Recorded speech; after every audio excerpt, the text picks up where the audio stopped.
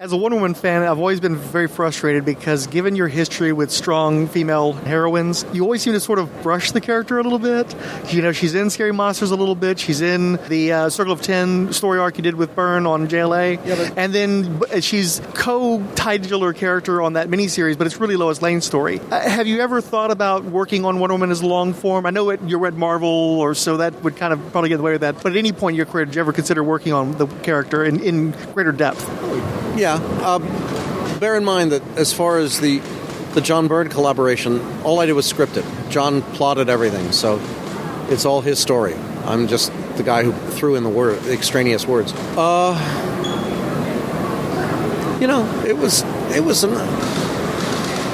It would have been fun, but by the same token, I was having way more fun writing the X-Men characters, who didn't have 50 years of baggage. Wonder Woman, again, would have been fun, but not. And really the challenge, it seems, for writers of comics and of film is, it's not that she's a strong woman, it's just that Diana is a Greek demigoddess who isn't even a normal person. She's an animated chunk of dirt. Clay. Ha ha. We will weave clay. And, at what point in their existence are they in any way, shape, manner, or form relatable to the people around them?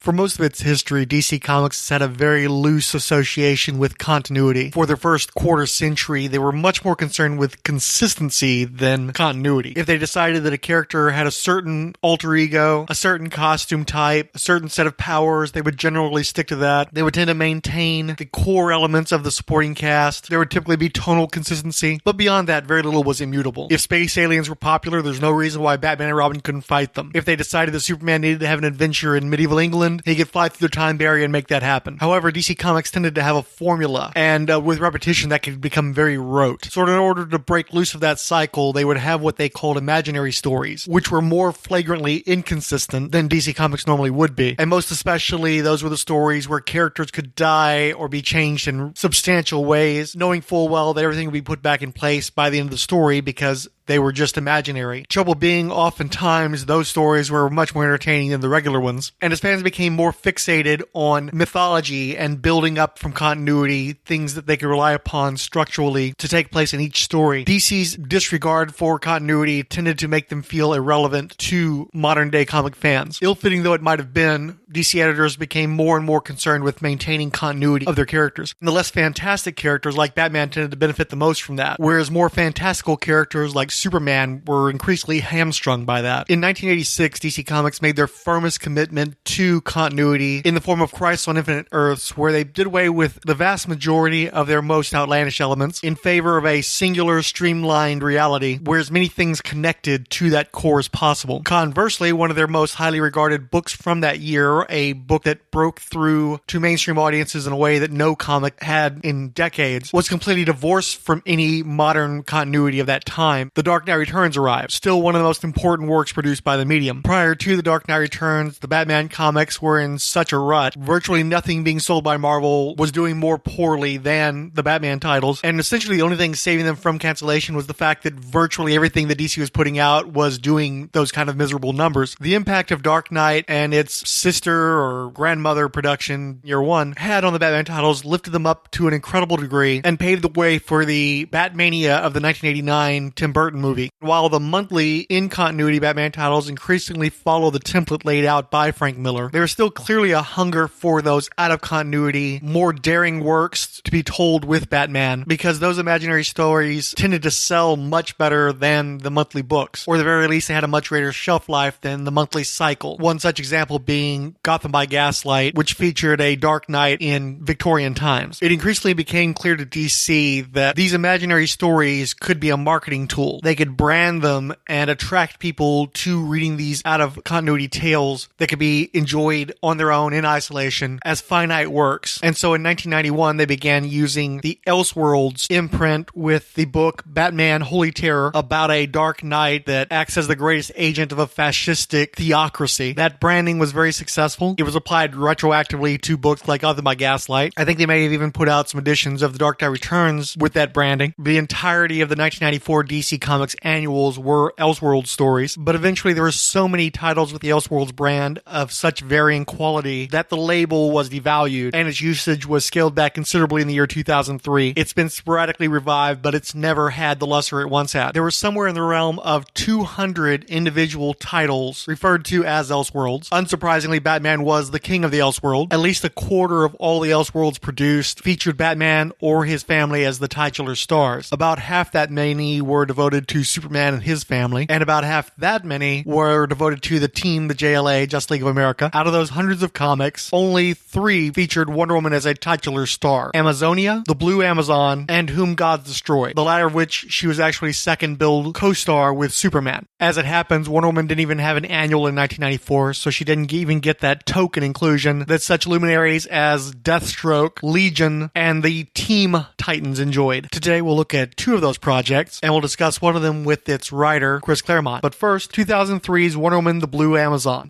Ich bin von Kopf bis Fuß auf Liebe eingestellt, denn das ist meine Welt und sonst gar nichts.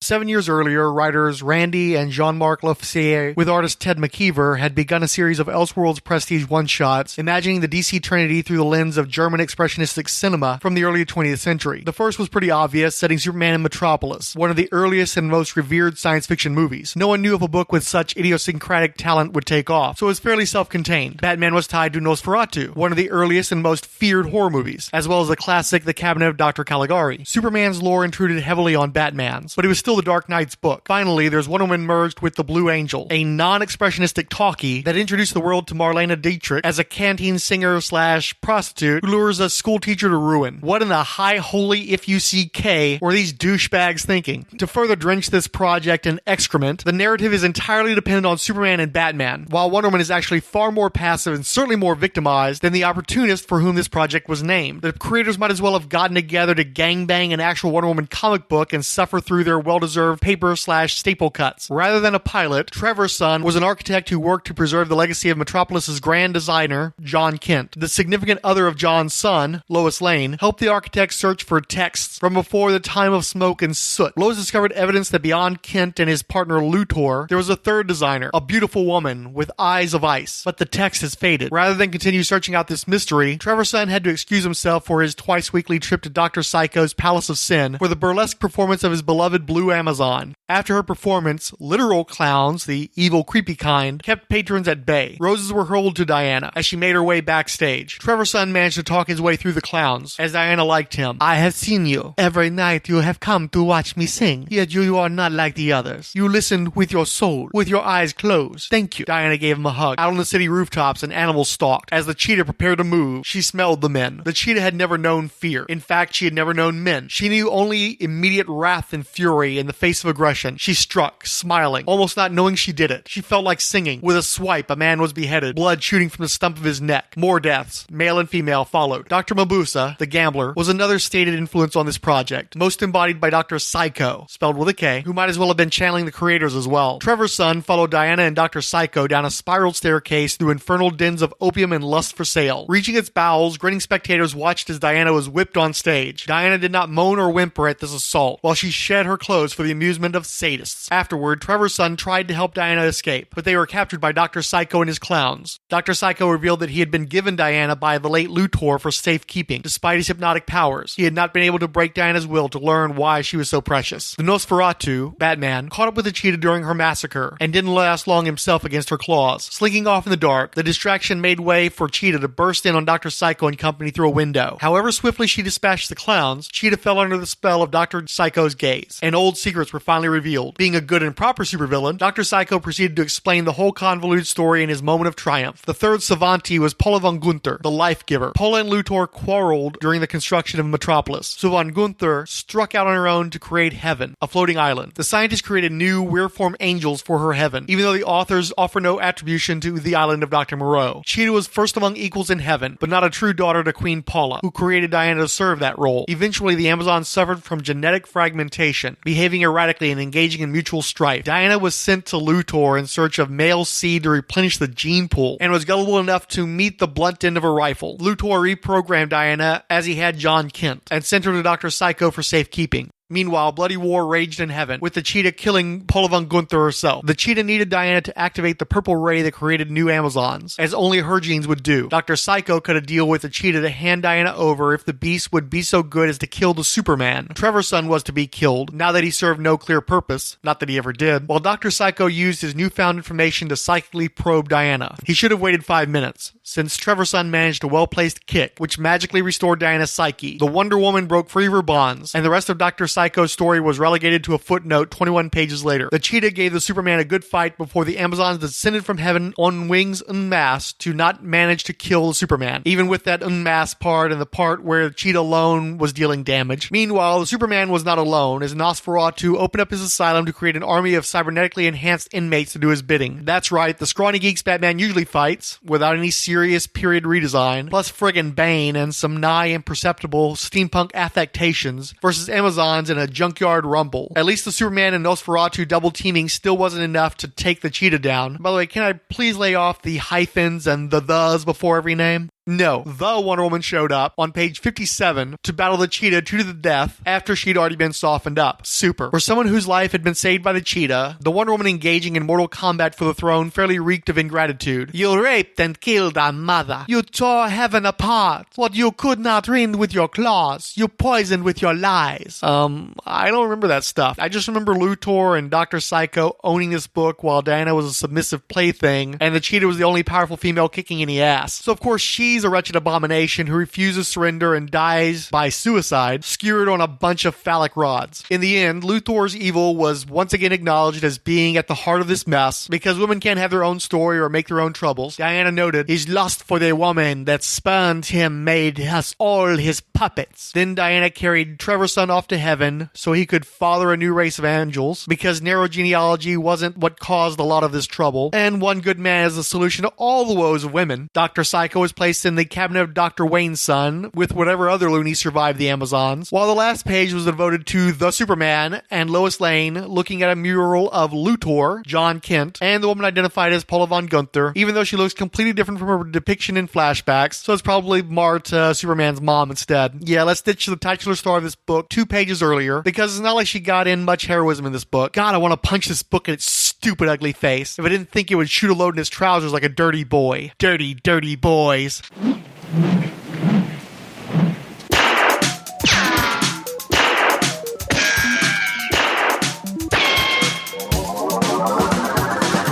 Wonder Woman? Here now? I have 2 different identities. We all have our little secrets, don't we, Miss Wonder Woman? Welcome, everybody, to Satin Tights, a Wonder Woman podcast. This show is about the Linda Carter television show that aired from 75 to 79. My name is Paul K. Bisson. My co-host in this wonderful endeavor is Ray Caspio, reviewing, I call it exploring, because... I like that. I want to go into every part of the show, every facet, every layer, its messages and meanings. We are not going to be dissecting the morals and messages and meanings of Wonder Woman, the TV show, because there aren't many, okay?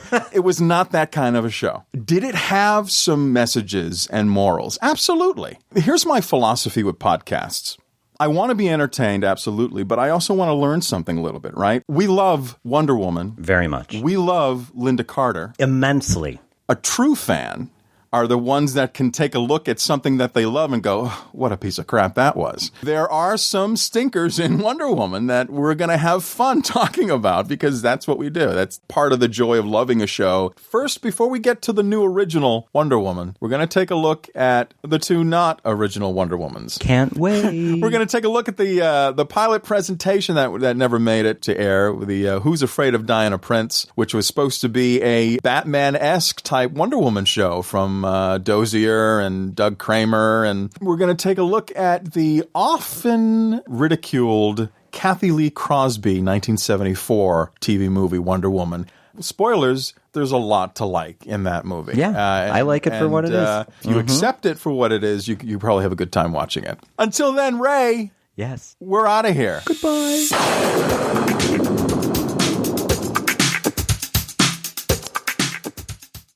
Superman Wonder Woman, Whom Gods Destroy, was a 4-edition, prestige format miniseries published in 1997, written by Chris Claremont, penciled by Dusty Abel, and inked by Drew Garassi. It begins in the then-present, but treats Superman and his supporting cast as though they actually did debut in 1938, and then, for the most part, age naturally. Superman appears to be a nigh immortal in the 28-year-old range. Lois Lane is more than a bit older. How did you arrive at writing the Elseworld story, Superman, Wonder Woman, Whom Gods Destroy? They asked. They said, "Do you want to write an Elseworld?" So I came up with the idea. It was very unique. It reminded me a lot of The Man in the High Castle, where you've got the Nazi regime still in place and Superman combating that. It's basically Superman's the only hero in the world. The reality was, if you're going to play with the past, it comes off fundamentally. The way the story's structured out is the Japanese bomb Pearl Harbor on December 7th. Superman sinks the Japanese Navy on December 8th. Japan surrenders on December 9th because, let's face it, the guy's going to melt your flippin' island. And Germany never declares war on September 10th. And bear in mind that the anti-war movement in the United States, in terms of getting into the war in Europe, was quite pronounced. There were conflicts in the German-American population, the Italian-American population. So let's hypothesize that the U.S. did not enter the war in Europe because, let's face it, they had a hard enough time at that point dealing with the situation in Asia because they had to deal with Japan, defeated, but you had to, go in and occupy it. You had to deal with China, Southeast Asia, the fact that the war in Europe was affecting the struggle for Indian independence. So the U.S. was not looking eastward, but westward to the Pacific. And the point was, by the time Superman found out what was being done in Europe, it was done. The Holocaust had happened. Without U.S. involvement in World War II, the Nazis ended up taking over most of Europe. And there's an uneasy peace between the U.S. and the Nazi states. That peace ended in 1963. Superman had finally gained definitive word on the Nazis' genocidal atrocities, and traveled to the fatherland to uncover the remains of long-buried concentration camps to confirm for himself what had happened. But the Germans, just to make sure that the United States understood what was going on, set off a nuke in Metropolis. Because at this point, Germany has developed jets, it has developed nuclear power, same as the United States. The Manhattan Project was not a fast action concern because there was no war with Japan at that point. And we didn't benefit from Project Paperclip either. Well, we had the benefit of the refugee geniuses, but again, the thrust was all into the Pacific. So their way of nuking Metropolis was saying, don't mess with us, you mess with us, we're going to blow the world. We're Nazis, we can do this. So Superman was told, probably by President Kennedy, just not John, it was Joe, Dad, who was his generation's Donald Trump, not to mess it up, don't get involved. His reaction was, you all, I'm going to the moon. President Bruce Wayne did not retaliate at Superman's request, as the Man of Steel was content to exile himself to the moon in order to avoid any more casualties. In this world, Wayne had been inspired by Superman's example, as depicted by Lois Lane in her writings, to forego vigilantism in favor of public service. And he left, which is why we open with Lois Lane working out at 88 or 90 years old, wearing a Daily Planet t-shirt, but working out in a gym in New York because she wasn't in the city at the time, and she's now a reporter for the New York Times. Lana Lang receives a mysterious package that unleashes a purple harpy from ancient Greek myth that wrecked city blocks. Superman came to the rescue, but was gravely wounded with injuries nothing in modern medicine could treat. Worse, FBI Inspector Henderson arrived at the hospital with word that the presumed missing Lang had turned up in Nazi Europe. Lois cajoled Superman into breaking the Geneva Protocols that prevented him from taking a hand in earthly affairs upon penalty of an international nuclear strike. The former lovers made their way incognito onto enemy ground in search of their best friend. Harpy attacks soon uncovered this attempt, and the Reich kept a close eye on their visitors. Lana had been drawn to Europe by Vanessa Capelidis, the Oracle of Delphi, who used Lang's poor hearing to shield her from the mesmerizing banality of Calliope, which had enslaved the Oracle. A reference was made to Morpheus of the Endless before Lana brained Calliope with a vase. The Oracle gave Lana a mysterious gift and then vanished, hoping to lead the supernatural forces that imperiled the planet away from Lang. Meanwhile, Lois became embroiled in a conflict between warring factions of Greek gods incarnate upon the Earth. Adonis and Atalanta were allied with the fascists, while Lois was recruited by resistors Artemis and Athena. Lois joined in a raid intended to free their ally Callisto, but instead sprung a trap. Athena was fatally wounded, and a swift escape was required. Ultimately, in a safe hideaway, the goddesses chose to sacrifice their lives to bestow upon Lois the gift of their power. Dressed as Wonder Woman save for being barefoot, Lois's youth was restored and her vitality enormously enhanced. More than an amazing Amazon, Lois was now an artillery-proof flying superwoman. Lana had previously found a statue of Diana, Princess of the Amazons, and was amazed at her resemblance to a young Lois. Further, Lana began to have visions of another Diana, the blood daughter of Athena, who had betrayed her mother to become the most dangerous Nazi in the fatherland. In her new role as Oracle, Lana could foresee the inevitable clash of these twin titans with the same face. Much to her chagrin, Lana was also sensed by Diana. While all that was happening, Superman was defeated and imprisoned by the Aryan Pantheon. Before her passing, Athena had asserted that he was neither their only nor best hope. Wonder Woman was adapting to her new physique and raining holy hell on fascist scum. Superman was turned into a pillaging centaur who in turn captured and temporarily transformed Lana Lang as well. But Lana broke free from her spell, put a bit in Superman's mouth, and rode that bare-chested buck until she broke his spirit. President Hal Jordan and First Lady Carol Ferris were killed by harpies, while the Germans pushed the world ever closer to a nuclear annihilation as part of their reaction to Wonder Woman's campaign against them. Oddly progressive, especially for this world, that the FLOTUS kept her maiden name. And then, in 1997 mind, an African-American woman VP stepped up to replace Jordan.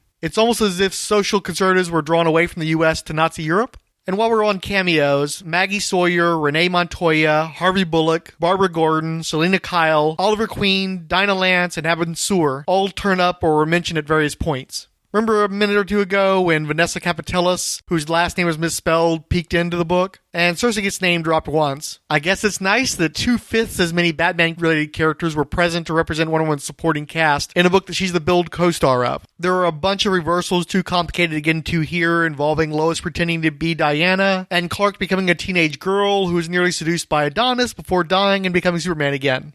Let's just nod him, okay? As part of Wonder Woman canon, Aphrodite and Ares are running the ground game for the good versus evil action, but in reality there's a greater game going on between Zeus and Hera where I think Zeus is on the good side. Plus, Ares is dispatched as an afterthought, so any semblance to fidelity to Wonder Woman stories is an illusion cast by the use of the Greek gods, period. No sense getting bogged down in the details, but the main bad guys get punished, and an armistice is brokered both internationally and betwixt gods and mortals. Curiously, the Nazis still keep Europe, and most of their Aryan super allies remain in place. The Lois, Wonder Woman, and Superman basically return to a familiar status quo as active superheroes with secret identities as reporters. Lana continues to act as their oracle, and the ladies are overjoyed to hear Clark finally recommence the novel he was stalled in writing since 1963. The heartbreaking work is published, including a German edition, and this tale ends with a Nazi crying on some steps after reading about the cover-up of the Holocaust. Now, I'm sure part of this was motivated by Superman's absence, but it's really more of Lois Lane's and Lana Lang's story. Yes,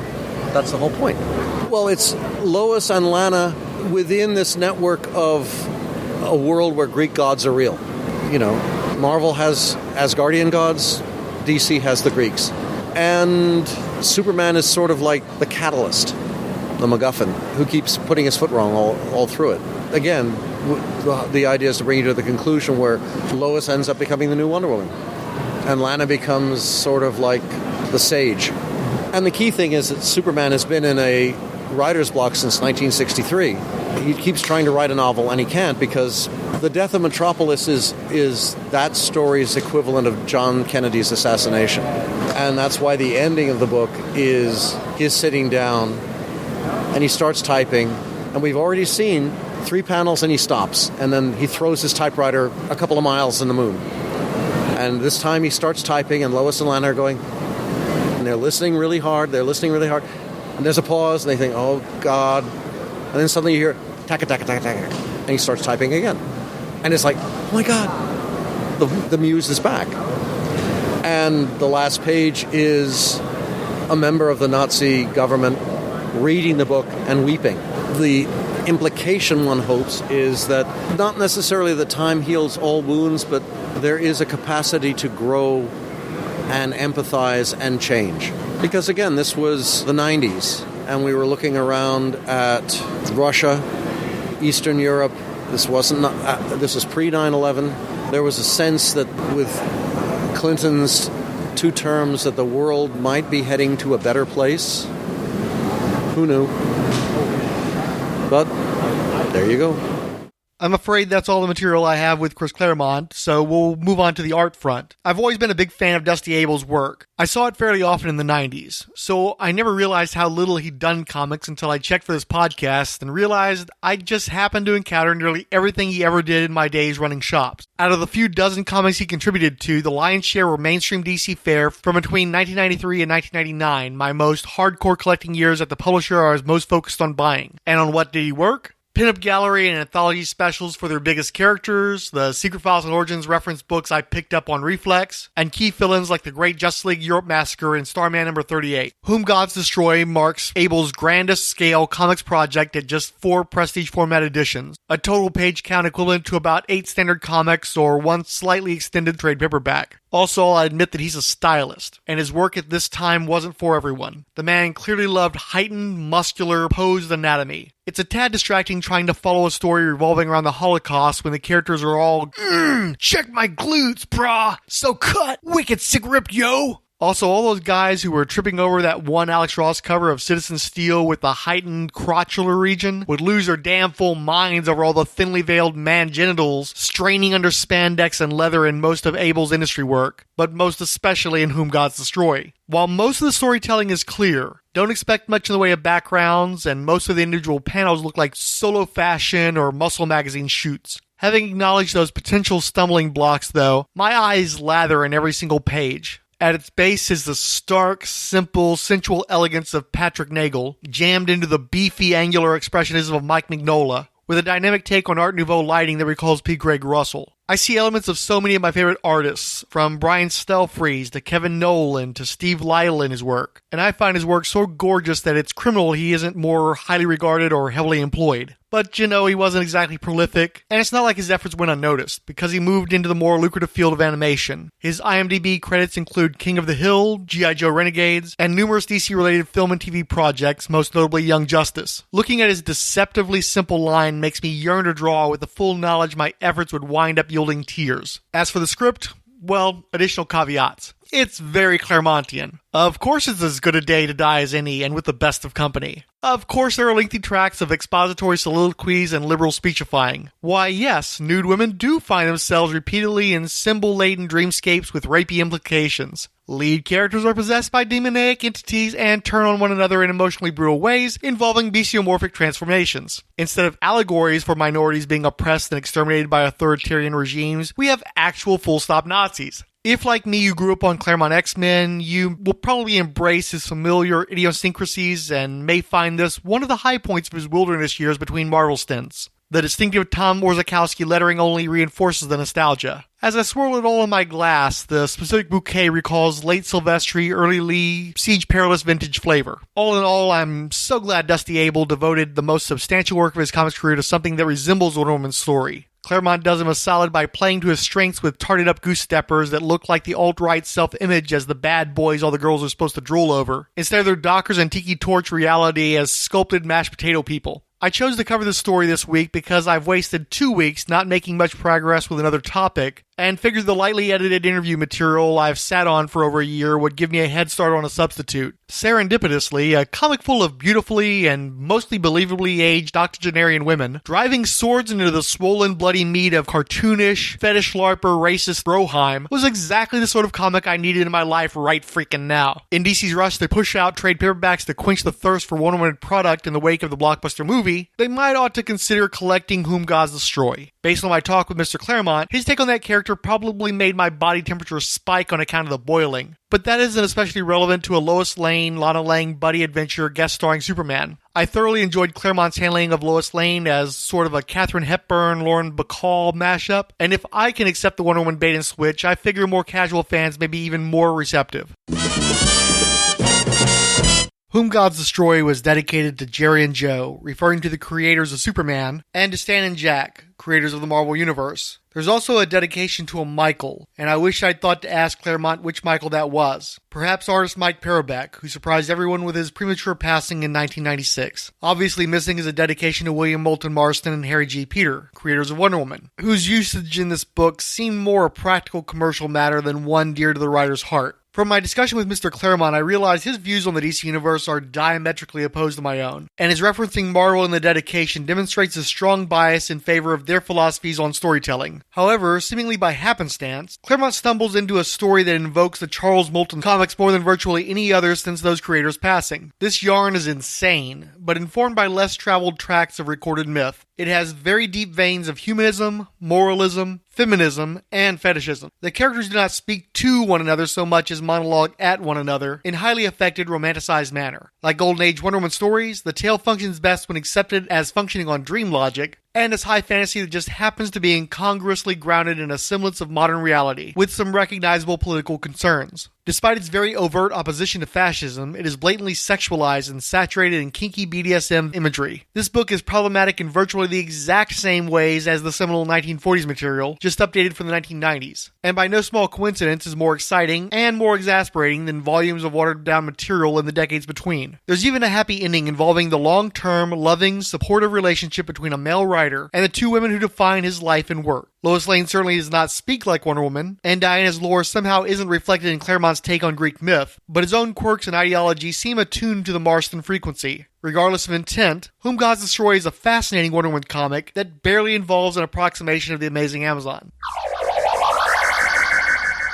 We received the Facebook attentions of Derek William Crabb, Ruth Sutherland, Grant Richter, Ryan Daly, DeBaish, Michael Wagner, and Keith G. Baker, as well as Twitter affection from the 108th Sage, Andy Pandini, Dr. Ange, Avatar of the Green, Between the Pages, Bill Bear, Blue Girl, Bob Currer, Brody's Kitchen, Buddy Wuddy, Chris Sheehan, Coffee and Comics Blog and Podcast, Columbus Comics Corner, Comic Book Vault, Comic Reflections, Dmitry Pimenov, Dr. G, the Man of Nerdology, Ed Moore at Indie Comics Fan, Marvel Bronze Age, Miskatonic, and Teal Productions, Inigo Montoya, Felipe Alves de O, GIF of A-Holes Podcast, Glenn Hinutu Hill, Gord Tolton, I'm the Gun, Interesting People Podcast, James Hudson, Jeffrey Brown, Joseph Crawford, Justice's First Dawn, Keith G. Baker, Kevin Brackett, Mark Danvers, Matches Baloney, Min, Paul Hicks, Bose, Professor Frenzy, Punch Like a Girl Podcast, R. Douglas, Rad Adventures Network, Randy Caldwell, The Relatively Geeky Podcast Network, Resurrections and Adam Warlock and Thanos Podcast, Rob at Speculum Fight, Ryan Daly, Sean Phillips, The Silver and Gold Podcast, Siskoid, Slangwood Resists, Son of Cthulhu, Terrence Castanguay, Trekker Talk, Vinicius Carrero, The Wonder Woman Warrior for Peace Podcast, and Xenozoic Xenophiles. Trekker Talk wrote of the Darkness Within podcast. Best Event Ever continues with a new episode of the always wonderful Diana Prince Wonder Woman podcast with Frank of Rolled Spine Podcasts. Justice's First Dawn wrote, half and half on Eclipso,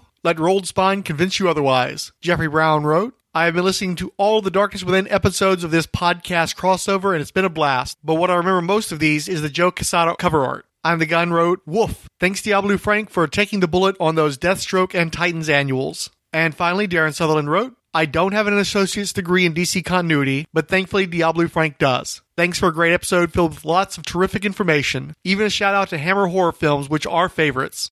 And by the way, if you haven't already had enough of me talking about Wonder Woman this month, I had a roundtable conversation with a bunch of Amazing Amazon podcasters centering on the movie, but we certainly veered off into some tangents. It's a cool discussion. The first part of it appears on episode 16 of the Wonder Woman Warrior for Peace podcast. It is available right now for downloading. Wonder Woman is the copyright of DC Comics Entertainment. This is a non-profit fan-produced podcast. No infringement of any copyrights are intended, and where copyrighted material appears, it is believed protected under fair use. If you enjoy the show, please feel free to leave a comment on the Diana Prince is the New Wonder Woman blog, the Rolled Spine podcast blog. Write to me at emailofdiablu@yahoo.com, featuring 2 underscores, or just hit me up on Twitter at Commander Blanks or at Rolled Spine. Thank you for listening and have a wonderful week.